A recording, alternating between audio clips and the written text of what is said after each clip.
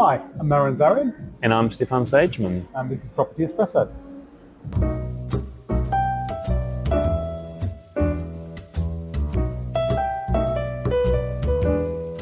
Stefan. Yes. I'm looking at you. I'm gesturing towards you. And I'm looking at you straight in the eye, and I have a certain tone. All of that is related, isn't it? Absolutely. Yeah. And I was looking it up, and Arthur Mehran, I don't know whether he's related to me or not, he came up with this communication style, and he actually won awards for it. Really? Yeah. Wow. So only 7% of communication is verbal, 55% is non-verbal, and the rest is to do with tone. That's right. And so that whole body gesture and tone and the whole way we talk to people directly is influencing them more than what we actually say to them. More than what we actually realise. Okay. So from that aspect, at the moment, you see people on TV doing that at the beginning of their ads, at the beginning of their promotional videos. What does that mean? And so it's a welcome gesture. Okay. It's a welcome gesture. It's a welcome gesture. Also, got nothing to hide. Yep. Nothing to hide. Yeah. Yep. It goes back to the days of soldiers and knights where they had to show that they didn't have any weapons. And I guess every culture has a different way of doing it. Some cultures stand on one leg. I don't think we'll be doing that. No, not today. Not today. However, it does bring up the whole scenario of the way we should deal with people. And so when you're dealing with people, you're not just, you know, absolutely words do matter, but it's also about your positioning, your body language, your tone, but also eye contact. Now, of course, in some cultures, eye contact is bad, but for the vast majority of people, eye contact is good, especially if you're telling them something that they can relate to, something that's interpersonal, something that you believe to be true. Mm. Even your thumbs up, some cultures, that's a rude sign. So you've got to be careful who you do that to. Absolutely. I remember my mum doing that to our butcher days ago, and she was crossing the zebra crossing, and he stopped for her, and she stuck her thumb up, and he was really, really mad at her because she was basically swearing at him by doing it. But it's also the hitchhiker sign, isn't it? Yeah. Yeah, you see, so there's many different forms at which certain symbols, what we can utilise. Being present in the moment and actually talking to somebody face to face, eye to eye, somebody's walking in the background, but you keep that eye focus. That's really, really important, isn't it? Absolutely. And the reason why it's so important is that when you have that laser eye focus, it shows your attention. It shows that your attention is not split, but also actively listening. Even just repeating the last two lines of what your client said to you, just so that way that they know that you're understanding and that you're accepting of what they say.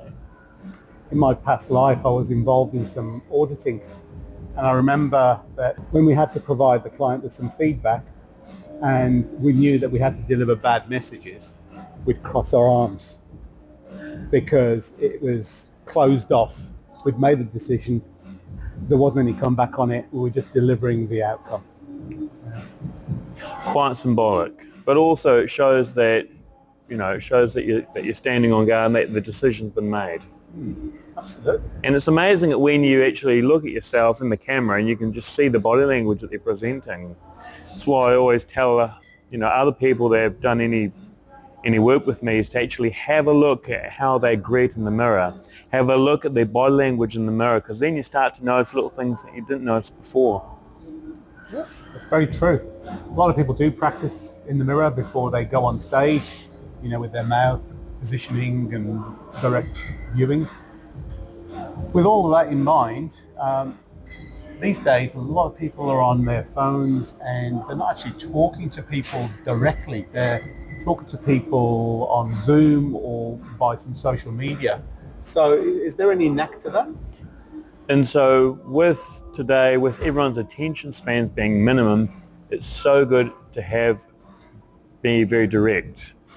Be very direct in what you're wanting to say, the time it takes to get your point across, all of these things. It's so important to get it nice and quick.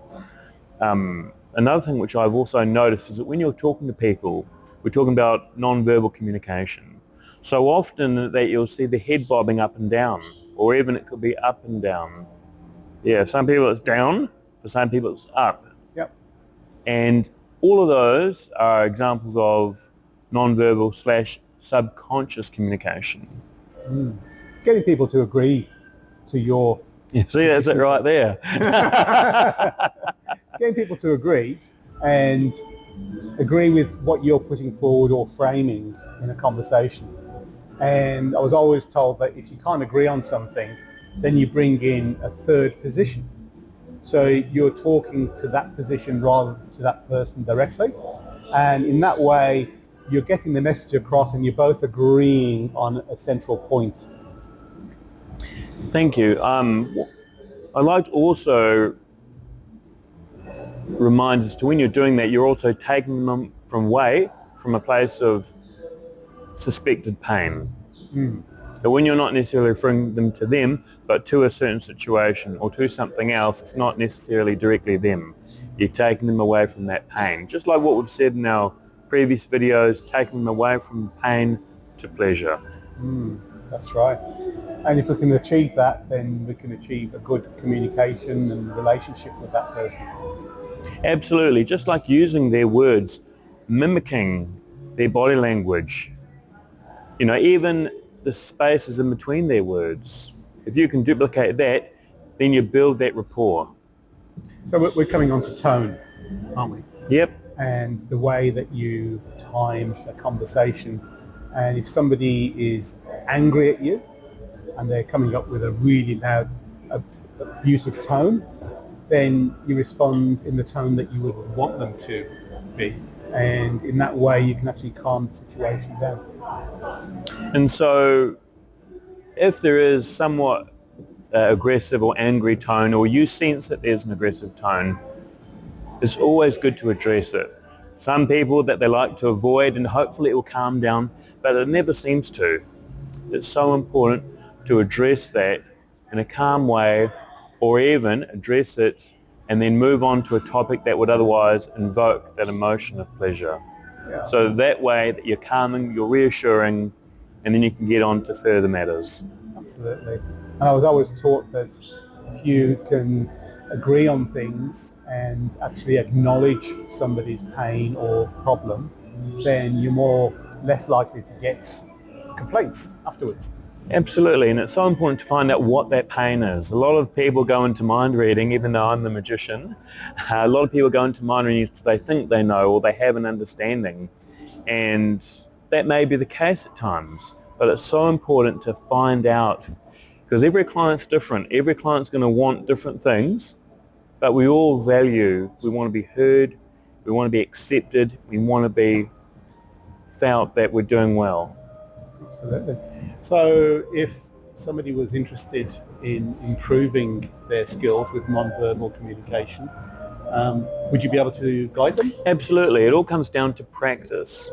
But also, if you're in particular looking at things that you would like help with, you can also get in contact with me on my website, stefansageman.com, or on my phone number 021 044 3597. That's good. Thank you, Stefan. Thank you, man. And if you would like some help with selling or buying or any advice on real estate, it doesn't cost anything for advice, and I'll be happy to help you. We both live locally on the North Shore, and we're part of the community. And it's only one call away. Absolutely. So call us now. Thank you. Thank you. That's all right. It was great.